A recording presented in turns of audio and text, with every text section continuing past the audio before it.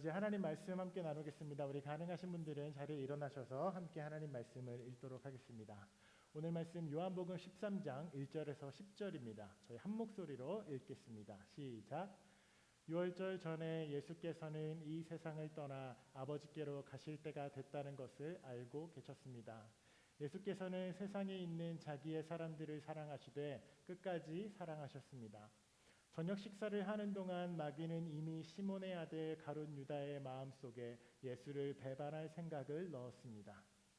예수께서는 아버지께서 모든 것을 자기 손에 주셨으며 자신이 하나님께로부터 왔다가 하나님께로부터 돌아갈 것을 아시고는 식탁에서 일어나 겉옷을 벗고 허리에 수건을 두르셨습니다.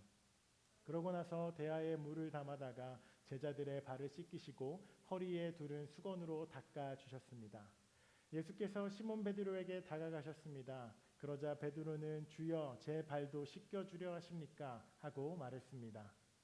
예수께서 대답하셨습니다. 너는 내가 하는 일을 이해하지 못하는구나. 그러나 나중에는 알게 될 것이다. 베드로가 말했습니다. 제 발은 절대로 씻기지 못하십니다. 예수께서 베드로에게 대답하셨습니다. 내가 너를 씻겨주지 않으면 너는 나와 아무 상관이 없다. 시몬 베드로가 예수께 대답했습니다. 그렇다면 주여 제 발뿐 아니라 손과 머리도 씻겨 주십시오. 예수께서 베드로에게 말씀하셨습니다. 이미 목욕한 사람은 온몸이 깨끗하기 때문에 발밖에는 씻을 필요가 없다. 너희는 깨끗하지만 너희 모두가 다 깨끗한 것은 아니다. 아멘. 하나님의 말씀입니다. 자리에 앉으셔도 좋습니다.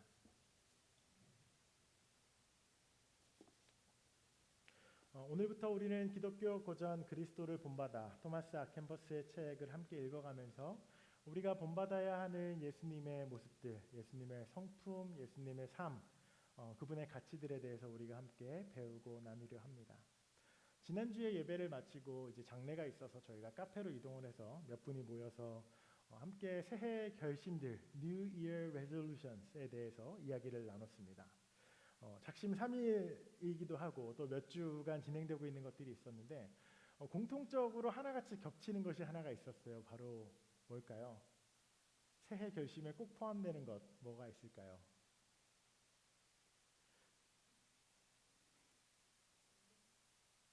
대답해 주셔서 감사합니다. 오늘 저녁 맛있는 거 해드리도록 하겠습니다.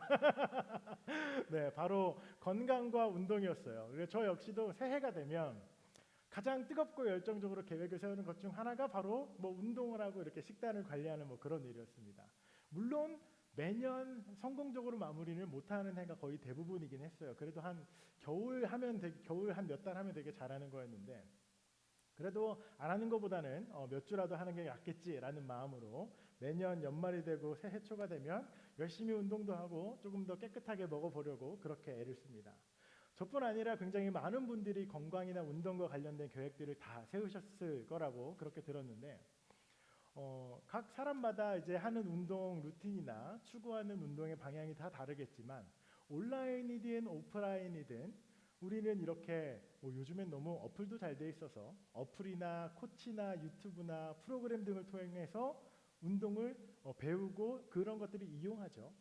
그래서 이렇게 동작을 이렇게 영상을 보면서 따라도 해보고 또 각 동작이 어떤 근육을 사용하는 건지에 대해서도 배우기도 하고 그런 모습들을 운동하면서 보기도 합니다.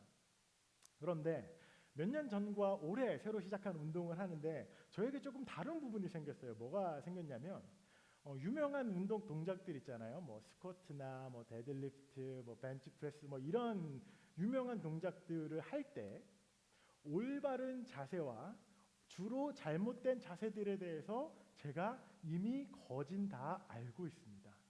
왜냐하면 작년에도 영상을 봤고 재작년에도 봤고 그 전년에도 늘 이맘때가 되면 운동 계획을 세우고 영상을 보고 영상을 배우기 때문입니다. 그래서 점점 해가 이렇게 갈수록 점점점 내가 아는 운동이나 또 바른 동작, 이걸 어떻게 고립시키고 어떻게 잡고 코어를 하고 이런 이론들이 이렇게 바삭하게 점점 늘어갑니다. 심지어 말로는 누구를 이렇게 가르쳐 줄 수도 있을 것 같아요. 그런데 이거 다 아는 건데 라는 것이 이렇게 드는 그 순간 굉장히 강하고 깊은 이런 공허함이 불쑥 찾아오기도 합니다. 왠지 아시죠?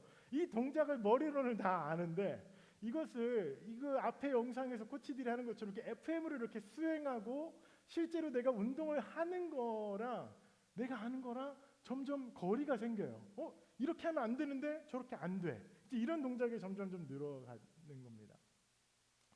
몸을 쓰고 이렇게 운동을 하는 일은 아주 정직하죠. 내가 운동에 대해서 많이 알고 유튜브 요가 영상을 10시간을 시청하고 한 달에 300불, 400불, 500불 하는 아주 비싼 짐의 회원권과 코칭을 붙인다고 해서 우리의 몸이 아주 조금도 변하지 않습니다. 아마 마홈즈나 굉장히 유명한 스타 플레이어의 그런 탑 코치들이 우리를 가르쳐 준다고 해도 실제로 내가 운동을 하지 않으면 아무런 소용이 없고 1칼로리도 소모되지 않고 1g의 근육도 늘지 않는 걸 사실 우리는 다 알고 있죠. 우리의 몸이나 운동이나 건강이나 체력이 그러하듯이 우리의 신앙의 여정과 우리의 영혼도 꽤 비슷하고 동일합니다. 사실 우리가 살고 있는 시대를 한번 이렇게 보면 수백만 편의 설교가 매주 유튜브에 쏟아지는 시대를 우리는 살고 있죠. 누구나 조금만 힘을 들여서 검색을 하면 구글이나 AI나 신학적인 자료, 역사적인 자료, 논문에 접근할 수 있는 시대를 우리는 살고 있습니다. 그냥 챗GPT의 성경 구절을 치면 관련된 역사 배경과 주석을 주르륵 보여주는 시대를 우리는 살고 있습니다. 지난 오랜 2000여 년의 교회사를 생각해 봅시다. 정보는 언제나 늘 제한적이었어요. 그 중세를 보면 라틴어 성경을 평범한 사람들이 보지 못하게 독일어나 영어로 번역하지 않았어요. 의도적으로. 그렇게 해서 이제 그림 그려놓고 저게 성경이야라고 이렇게 했던 시절이 우리 안에 있었죠.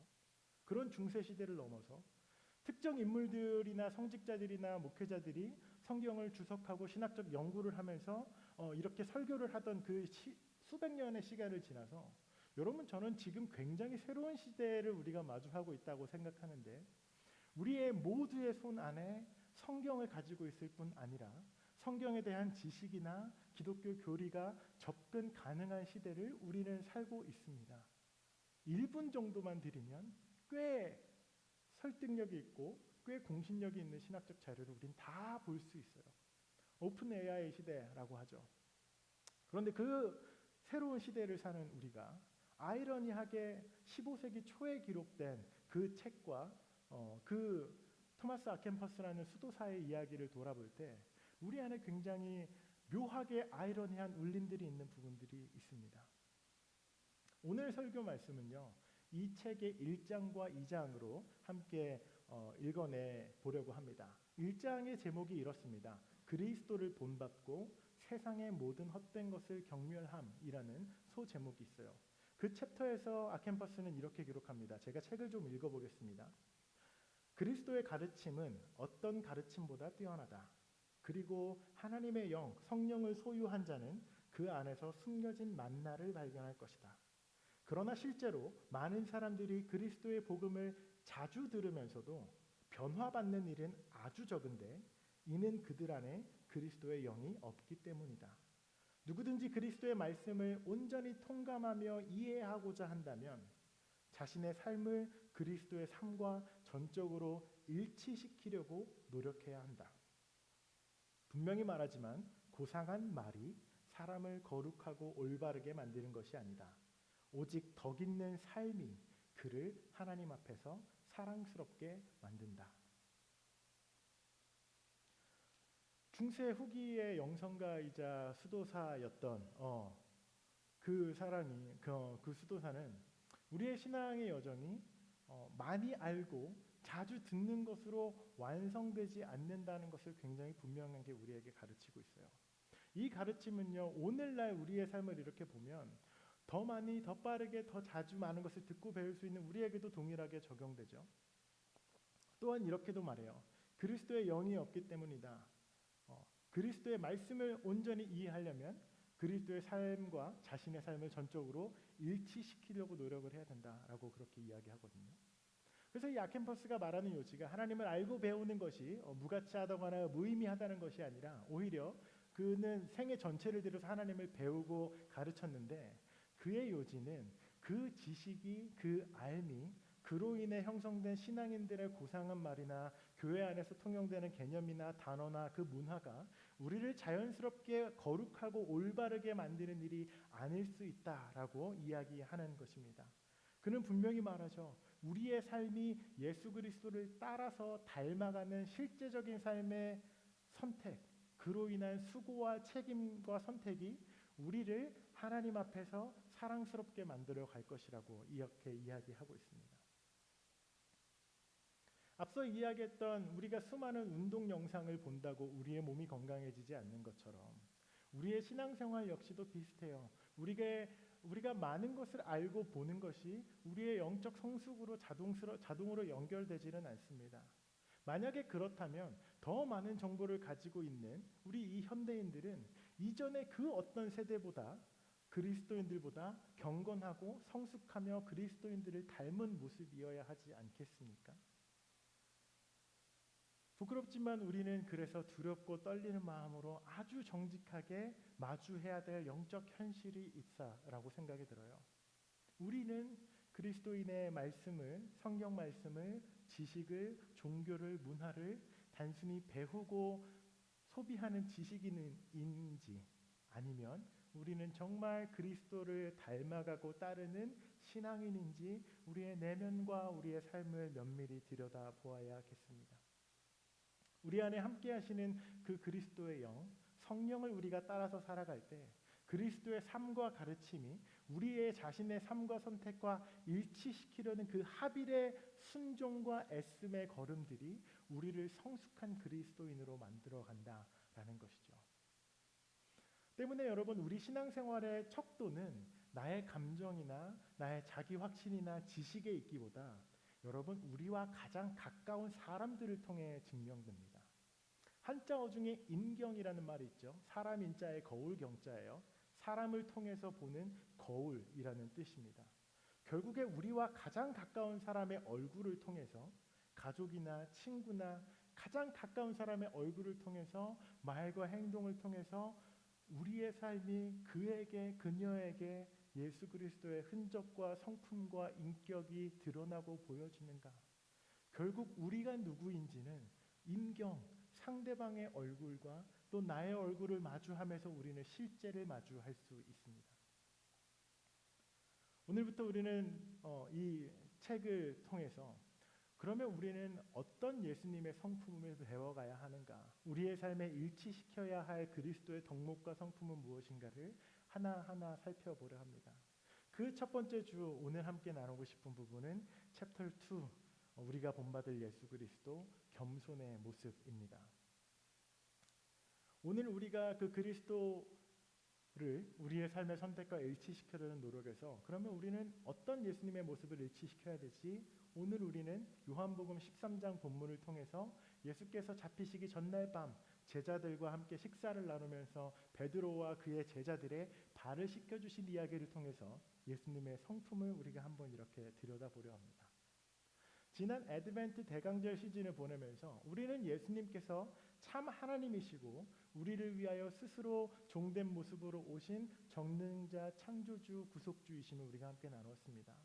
그 하나님이 이제 십자가를 지시기 그 전날 밤에 제자들과 밥을 먹으면서 무슨 일을 했는가를 보면 요한복음은 바로 그들의 발을 닦아주는 일이었다라고 기록하고 있습니다.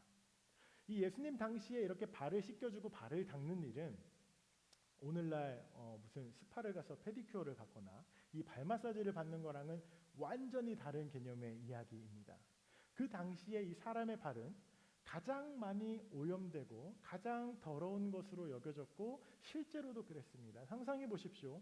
고대 근동의 아주 건조하고 더운 기후와 포장되지 않은 흙길과 그 흙길에는 그냥 흙만 있었겠습니까? 온갖 것들이 거리에 있었을 텐데 하루 종일 그것을 걸어다닌 그들의 발은 오염과 흙과 땀으로 범벅이 되어져 있을 것이었습니다.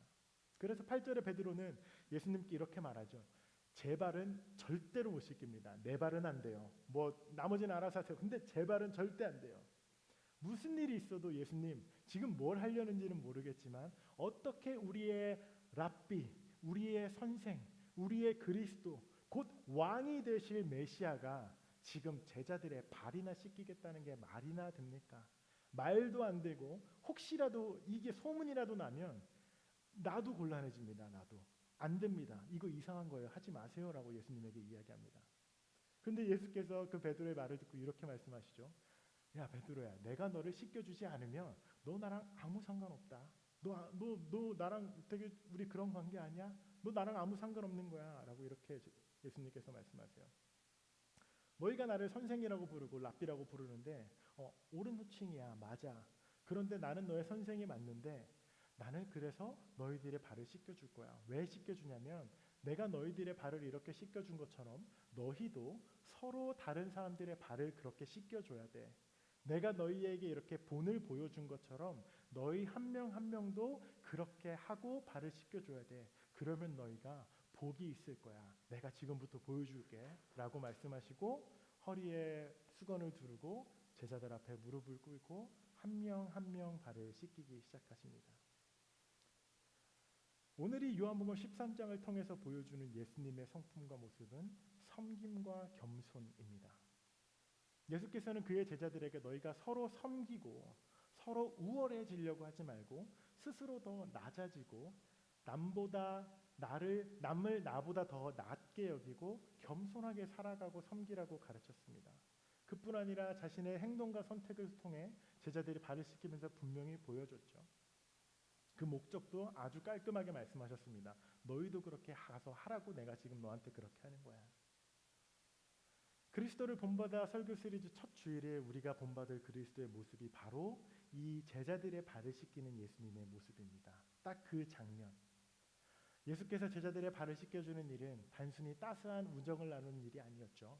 사회의 통념을 깨는 일이었고 선생으로서 랍비로서 결코 할 수 없는 일이었습니다. 또한 누구도 강요하거나 시키지 않았어요. 스스로 자신들의 제자를 섬기고 사랑하는 마음에서 무릎을 꿇고 마치 종과 같이 그들에게 행동하셨습니다. 자, 이 아름다운 요한복음 13장 장면을 탁 찍어놓고 이거를 오늘날 26년도 오늘의 현실로 우리의 삶으로 가져와 봅시다. 이는 오늘날 우리의 삶에 매우 급진적으로 적용되는 말씀입니다. 예수님께서는 적당히 섬기지 않았어요. 예수님의 섬김은요, 당시의 질서나 권력이나 체면을 완전히 정복하는 수준의 행위였습니다. 안전하고 적당한 섬김과 선행이 아니라 관계와 평판이 뒤집힐 수도 있는 매우 급진적인 사랑과 섬김이었어요. 자신이 마음에 드는 제자 몇 명에게만 특별한 서비스를 베푸신 것이 아니라 그 섬김의 대상 중에서는 곧 자신을 배반할 가룟 유다도 포함되어 있었습니다.